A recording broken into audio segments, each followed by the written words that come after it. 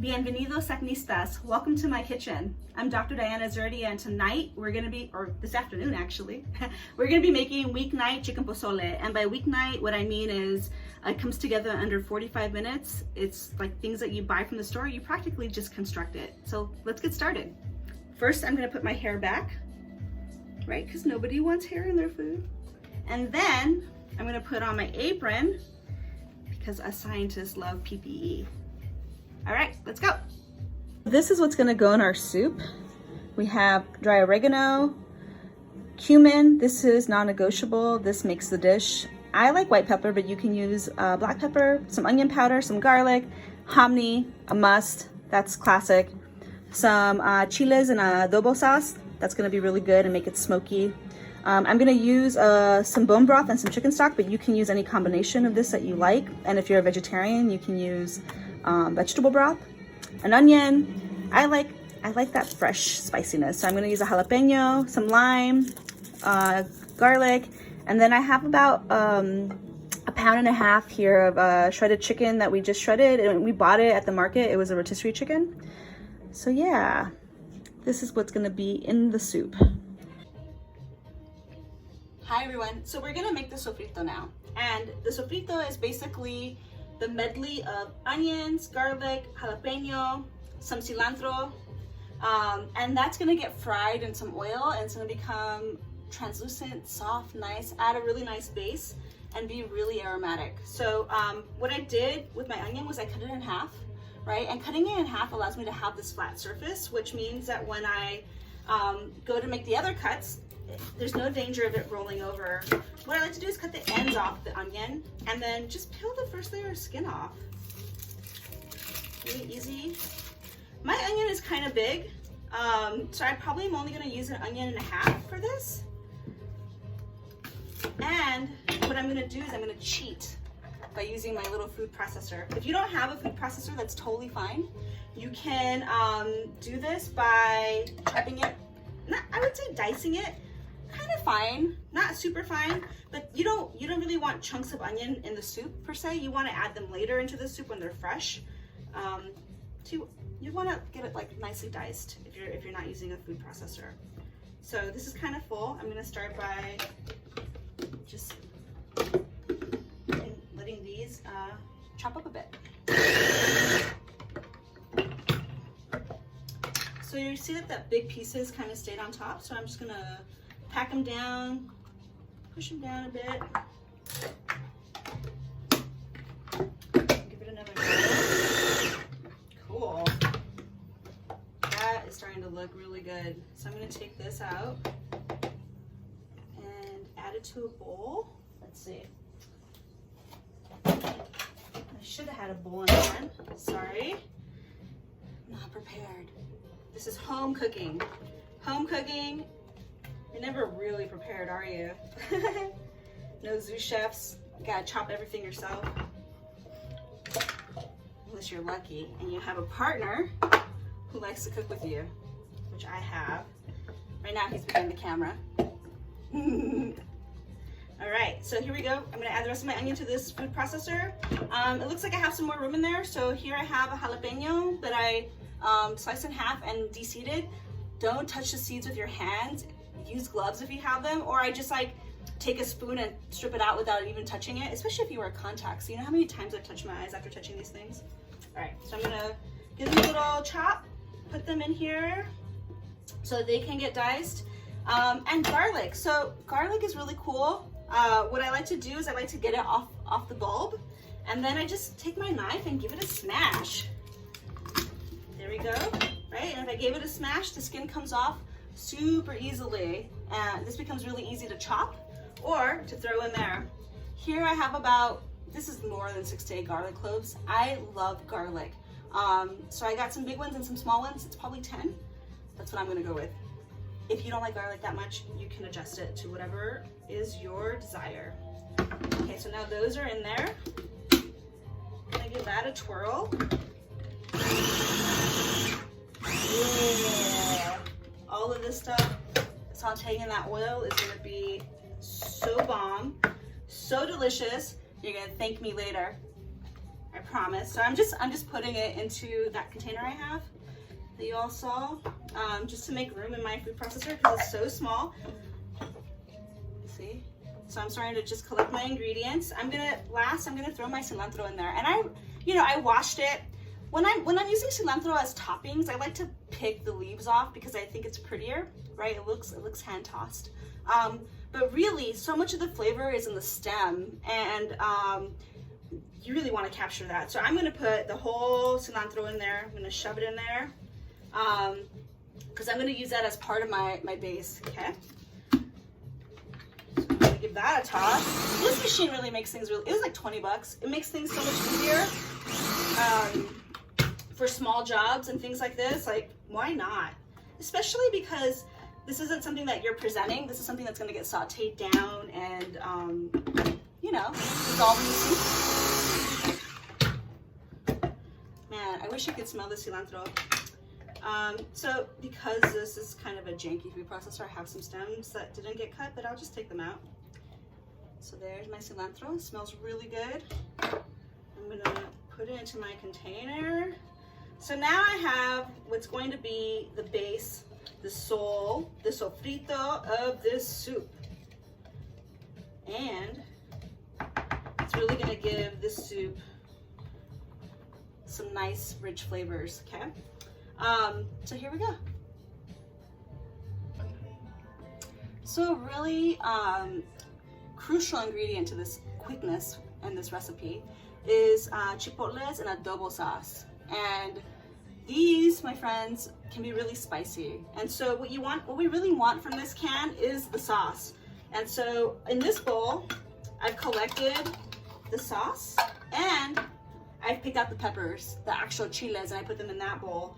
And you can see the chiles are in there, right? They're super delicious. I recommend that when you have an ingredient that you're uncertain of and you don't know what it's gonna do to your dish, that you just taste it, right? So I'm gonna go ahead and I'm gonna taste it. It's a little spicy. It's kind of citrusy. It's freaking amazing. So these chiles, I have no idea how spicy they are. So I'm gonna start with one, maybe two, and I'm gonna give them a chop. Okay. So just chopping them. You see, oh, I don't know if you can see this. But you can see the seeds in there. So you know these are hot. What I'm gonna do is I'm actually gonna taste a little bit of this because I wanna know exactly what to expect. It's a good amount of heat. Not overly spicy, pero sí pica. So I think for us, my family, I'm gonna roll with 3 because we like it spicy. So I'm gonna give it a chop.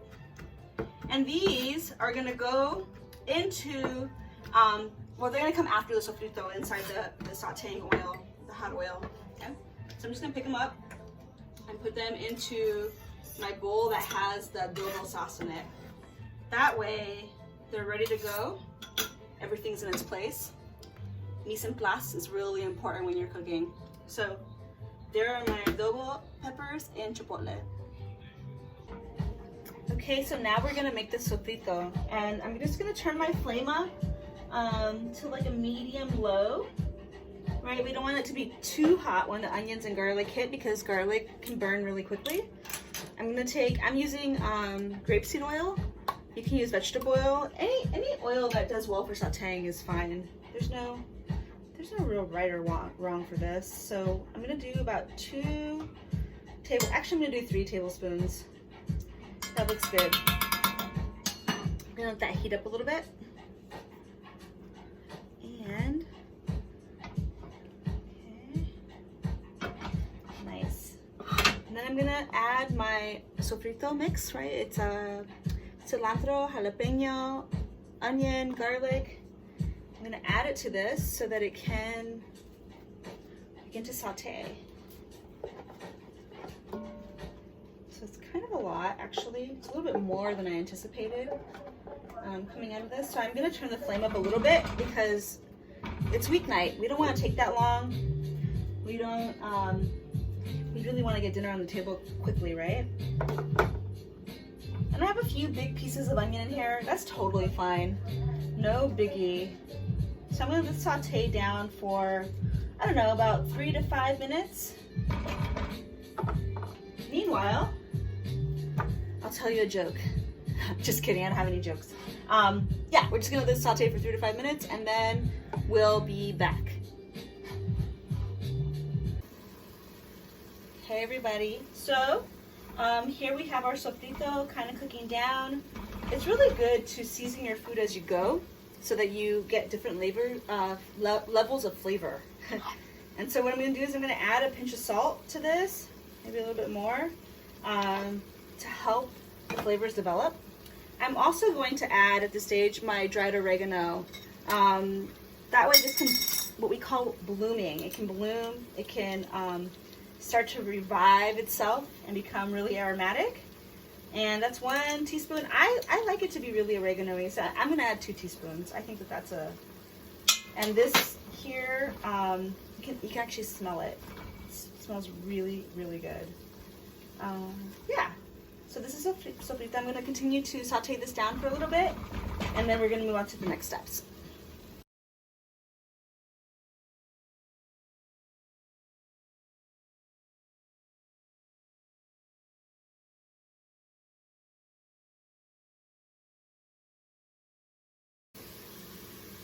So it's been about 2 to 3 minutes on my end, and you can see the water's evaporating and things are starting to kind of condense down. I'm going to let it go a little bit longer, but as it's going, I want to tell you, I used a heavy bottom pot for this, so I used my Dutch oven, but any soup pot will do. I like heavy bottom pots because they really allow for temperature control. So if I put it down at a low medium, I can expect that it'll stay that way. The only thing about them is that if you're cooking something that needs to be cooked really quickly, it transfers a lot of heat for a long time after you turn it off. So that's something to keep in mind. But for making a soup, this is a really nice piece of equipment. In fact, if I was stranded on a deserted island and I could only bring 5 cooking utensils, this is utensil number 1, my Dutch oven. It's my favorite thing to cook with. So this is smelling really delicious. I wish you could smell it. Hopefully you're making it along. What I'm going to do now is I'm going to start to add the dry ingredients to the soup, okay? And I'm going to take my sweet time doing that to give this a little bit more time sauteing down. So I'm going to take my teaspoon and I'm going to add a teaspoon of cumin to start. I think that will probably be enough, but cumin is what really makes this dish. You can't really make this without the cumin. And unfortunately, my teaspoon does not fit in my cumin jar, so we're just gonna go with it. Okay, there we go, there's a teaspoon. I'm gonna turn this down a little bit because it's really rolling right now.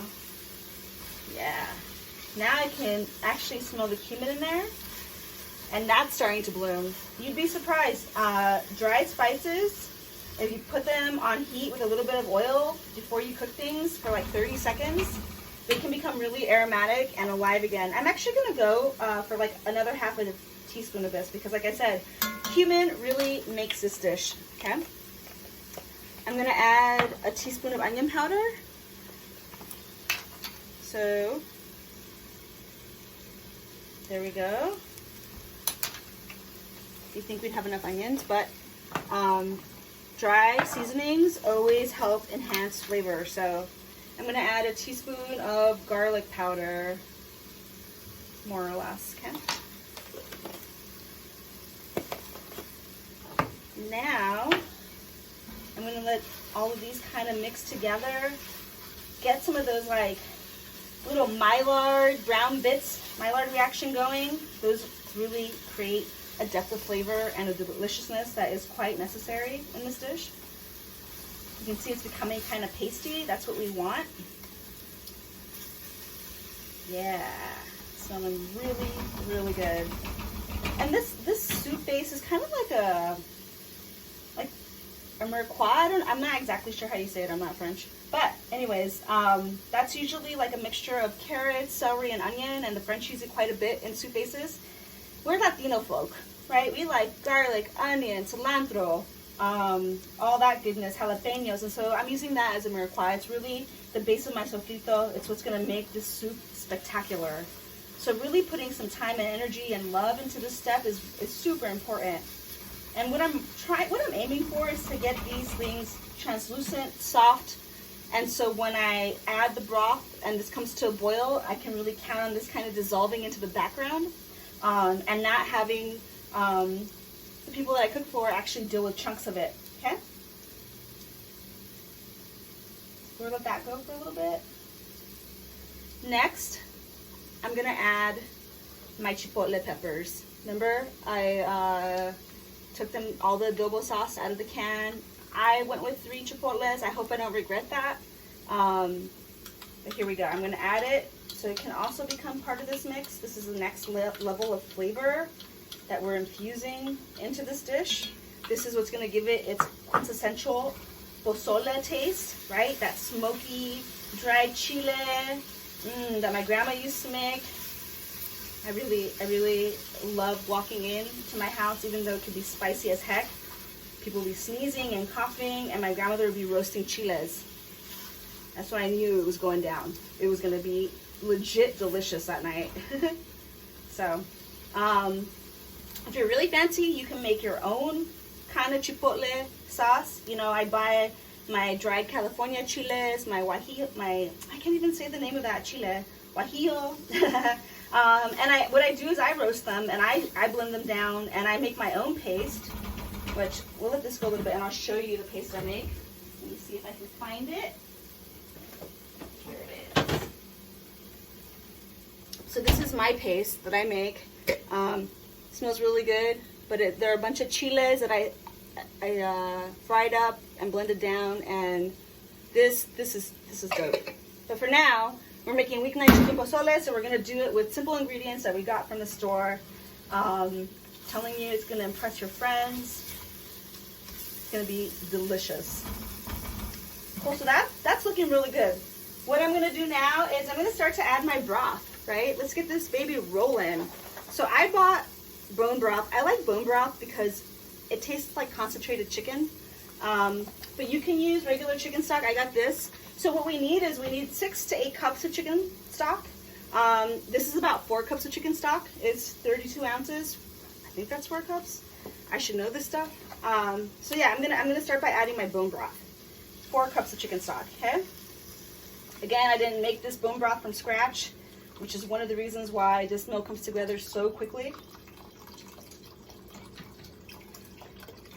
And I'm gonna let this really, I'm gonna kick the heat up on the flame and let this guy really get to a strong, like, boil or simmer.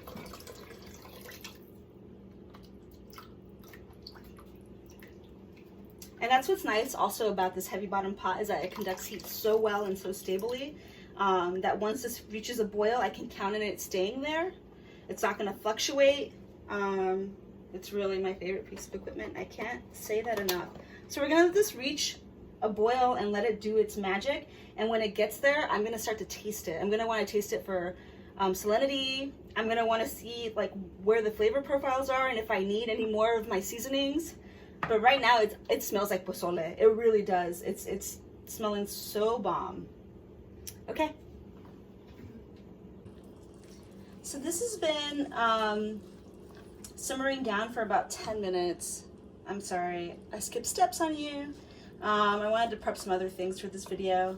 But it's 10 minutes. You can see the ingredients are really mushy. They're starting to disappear.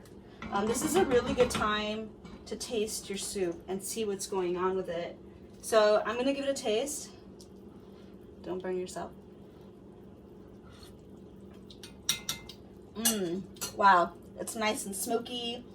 It already has kind of a citrus feel. It definitely needs some more salt. So I'm just gonna take my 1/4 teaspoon, and I think I'm gonna add 2 1/4 teaspoons to this, so 1/2 teaspoon of salt. Salt really helps flavors bloom. It's essential. I know that sometimes we can't have a lot of salt in our diets, and that's totally fine. This is really delicious without the salt, so no biggie. I really like white pepper. I feel like it really enhances anything that has a deep pepper taste. It doesn't have to be black pepper, but if it's like any kind of chipotle pepper, bell pepper, red pepper, this just really magnifies it in a way that black pepper doesn't. So it's one of my favorite ingredients. But you could totally use black pepper. I'm gonna do white pepper. And I'm gonna do a 1/4 teaspoon. White pepper is used a lot in Southern cooking. And it provides another depth of flavor that is just bomb. So I would say this is the base of my stock. It's definitely not enough soup for my other ingredients. I have my chicken here that's gonna go in there. And my hominy that's been kind of washed and rinsed. In this container, it's totally congealed because I had it in the refrigerator. This was the juice from the chicken, the rotisserie chicken. So I'm gonna try and just get it in there because it has that chicken vibe in it already that I wanna capture from the chicken that I'm actually putting in there. So I'm gonna use it. Sorry, mine was all jelly. Yours is probably liquid. That's cool. This was in the refrigerator. I had saved it. So that's in there. And I'm probably gonna add a few more cups of chicken stock, like half this container, and see where the levels get. Remember, it's a soup, right? So you wanna make sure you have, I love broth. Soup is my favorite food, next to pizza, of course. I mean, duh, right? Actually, I'm gonna use both containers. I think I really, for the ingredients I have, after this reduces down a bit, it's gonna be at the right level of broth. So I'm gonna let this go for a bit, probably 5 minutes until the flavors begin to meld a little bit more. I'm gonna bring it back to a low boil. And now I would say we have our stock at the volume that's appropriate for the soup. Okay, so we used 2 containers that I bought at the store. I added the juice from the chicken that I bought, the rotisserie chicken, and the sofritos in there. Our adobo chiles are in there. We just salted it and peppered it. And I'm gonna let this boil for a bit, and then I'll come back and give it another taste to make sure that it's at the salinity that I'm looking for. So this is at a nice slow boil. It's been going probably about like 5 minutes. I got both box broths in there, and now I'm gonna give it another taste and see where it's at. You should be tasting your food through the whole process if you really want tasty food. That's pretty good. In my opinion, it still needs a little salt. So I'm gonna go for another 1/4 teaspoon of salt, not too much. I want to kick up the chicken taste a tad, right? We didn't actually put chicken, like raw chicken in here and chicken bones, and so it tastes like chicken broth, but I feel like this better than bouillon or any bouillon you have. About a teaspoon of it will really help enhance that chicken flavor. So I'm gonna do that just to help it along a little bit. Okay. This is my favorite brand, by the way. No, they didn't pay me for that. Okay, so now what I'm gonna do is I'm gonna add my chicken. I'm gonna take care, this is about 1.5 pounds of chicken. I'm gonna take care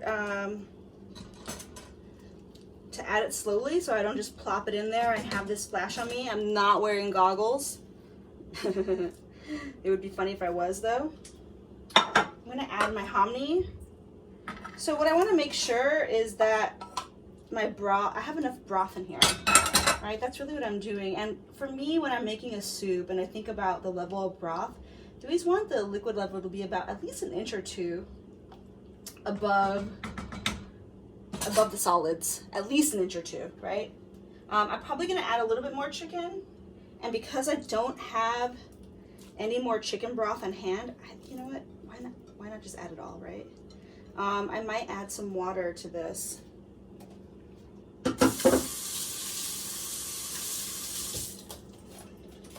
So, I just washed my hands. Make sure you keep your hands washed regularly. This is looking really good. It smells really good. It looks really good. I got my chicken and my hominy. Depends on your ratio that you like. You might add a little bit less chicken, your ratio of hominy to chicken.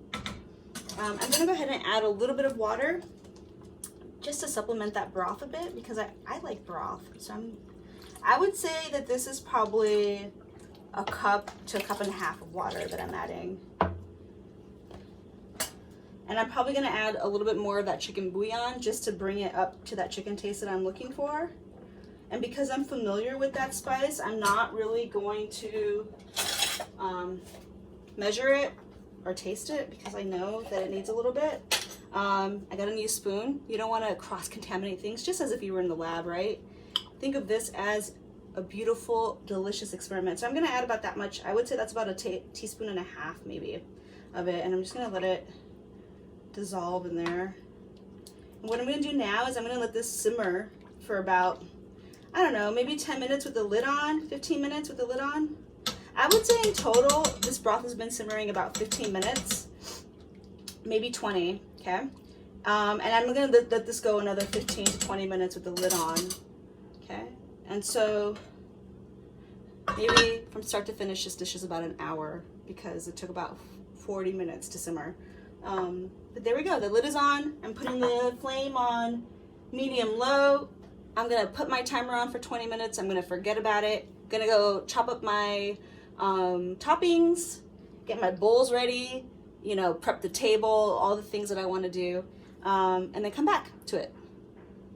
Hey, what's up everybody? So here are our toppings. We're gonna put some fresh cilantro on top of our soup, some avocados, maybe a squeeze of lime, some cut up radishes, and some chopped purple cabbage. It's gonna be really stunning. Look at that, so pretty. And then I'm gonna bake these to make some tostadas that are horneadas, because I like that with my soup. So this is what I'm doing for toppings. What are you doing? So we're gonna demonstrate the proper way to cut an avocado. I have sliced my hand trying to do this, and I'm not that eloquent at it, but you see he cut it down the vertical axis, and he just popped the knife into the seed and pulled it out. Be careful when you do that. That's how I cut myself. Now he's just gonna peel it. And the way to pick a really nice and ripe avocado is to, if it still has the butt on it, to peel it back and see what color the flesh looks like from in there. Yeah.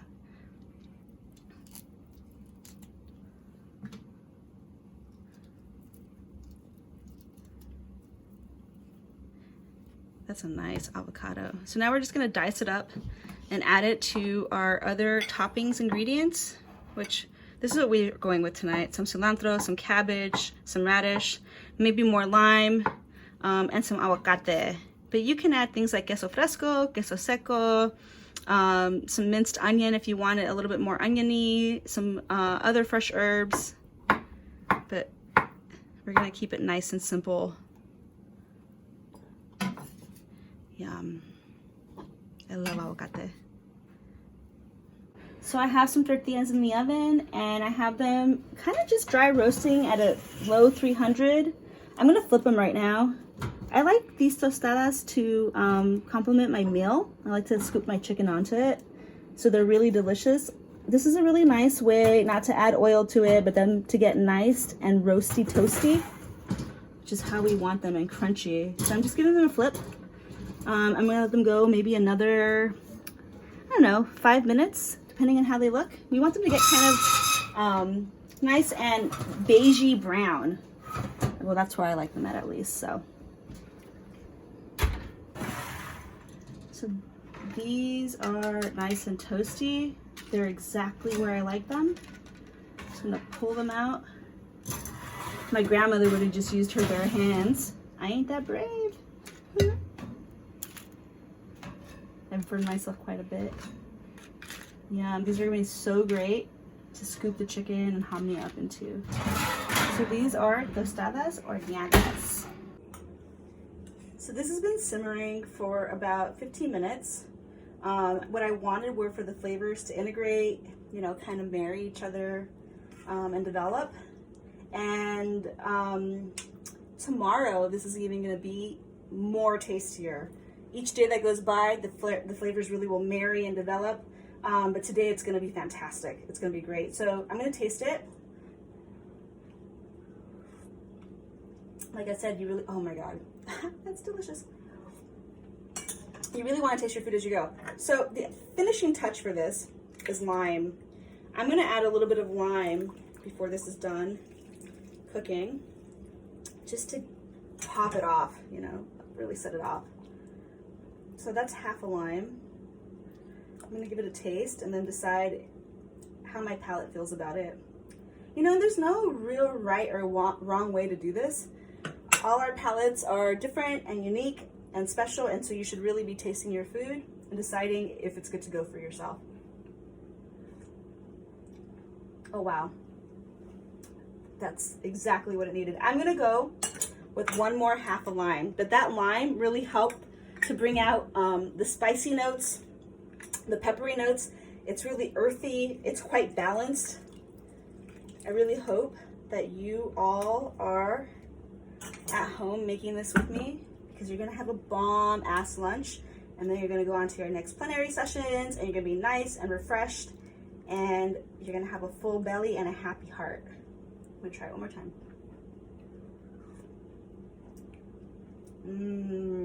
Yes.